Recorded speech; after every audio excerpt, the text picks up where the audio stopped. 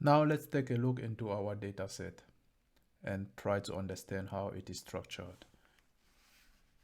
The dataset I'm using is from the Transaction Processing Performance Council. This is an organization that provides benchmarks so that different database systems vendors can measure the performance of their system against each other. So let's go to the website.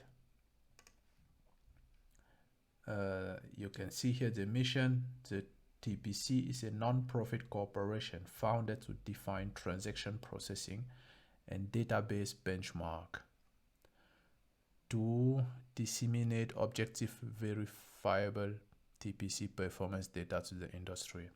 So they provide multiple benchmarks to measure different aspects of a data systems. So let's see who is member of this organization. And if you take a look here, we can see that most vendors out there are member of the TPC Council. So they provide their system and the TPC then create benchmark that they can run on their system to prove to customers that the system are really performant and really good. So let's see how many benchmarks they have. This is the one we are using to test our big data solutions.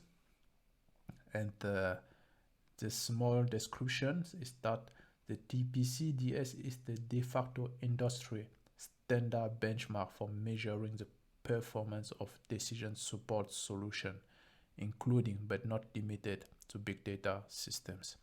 So it models a retail supplier over multiple channels. So you can think of it like a system like Walmart or Costco, so where they have real stores and also sell over, let's say, website and catalog and real stores, where at the end of the day you have to merge all those data into one system and then take decision how much promotion you have to do over which channel to gain information about to gain more insight how the customer is behaving and stuff like that. So what they say here, what the system does: examine large volume of data, give answer to real world business question. This one is really important to me. So I don't want to use fake data or data that are not complex enough. I want that at the end of this video series, you have enough knowledge to write real world business queries. So queries that are not that complex, but also useful. So the queries are also characterized by high CPU and I/O load. This means the queries will use a lot of data, lot of computation, and also have to transfer a lot of data maybe over multiple systems. This is really the case with big data, where the data may reside over multiple databases. So this is why we choose to use the TPC. DS stand here for decision support. So a system that helps business makes decisions. So let's go back into the specification. One last thing here, if you go to the TPC DS, the documentation page, you can download the tools here to generate the data. So you can generate data up to 10 terabyte. This is exactly what I did to generate the 1 gigabyte file we are going to use. So for our purpose right now to learn Apache Spark, it's enough to have a small set of data just to first learn the APIs. Later, when we are more proficient, we can then start using it in a cluster where we can then use terabyte of data. This is the specification. I already downloaded. This is why it is open here.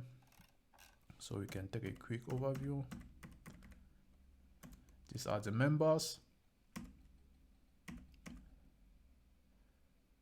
And this is an introduction. As already said, this benchmark helps examine large volume of data and run on big data solutions such as relational database management system, as well as Hadoop and Spark based systems. Let's scroll down.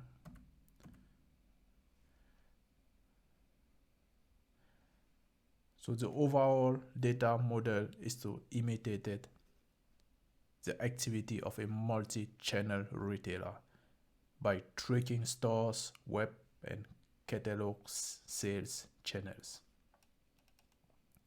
And if you take a look at the data set, you will see that we have this really represents what you would expect of a real world retailer. You have a file with customers, store sales, returns, and stuff like that are well common in the real world.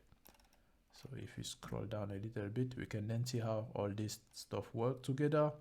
So the data that are generated in the stores, in the web, or even the inventory data are then moved all together into a decision support database where the business can then make ad hoc reporting queries to answer business questions.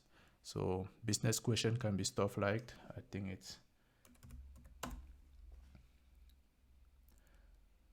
so the benchmark also contains a 99 business questions that database vendors can run on their system and then prove and then show how their systems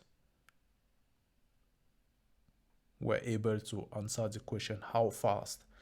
So how many resources the system used to answer the question.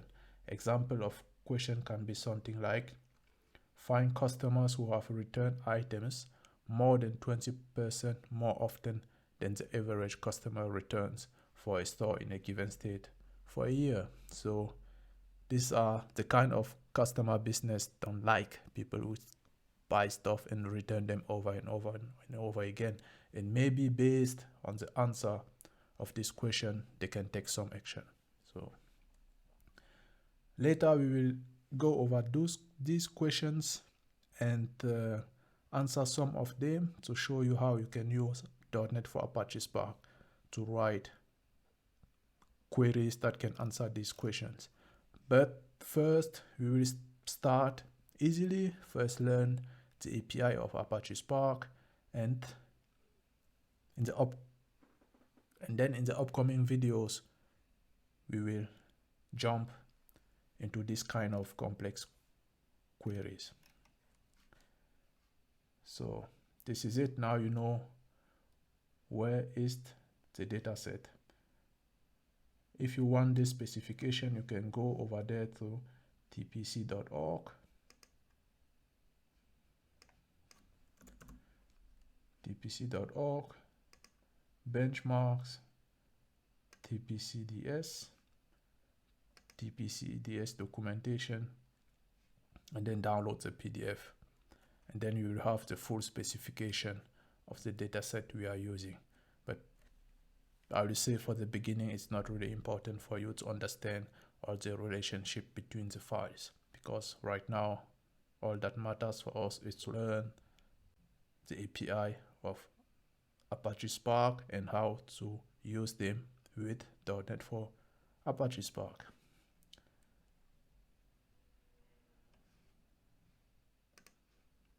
So this is the customer file, and we already took a look into it.